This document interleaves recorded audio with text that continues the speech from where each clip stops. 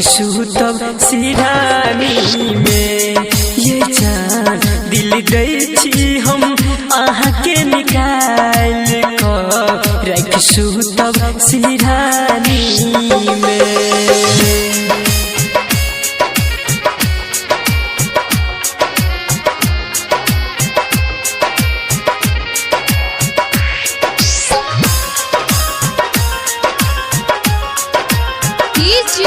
सोनू कुशवाहा, ढेकहा बाजार, मोतिहारी।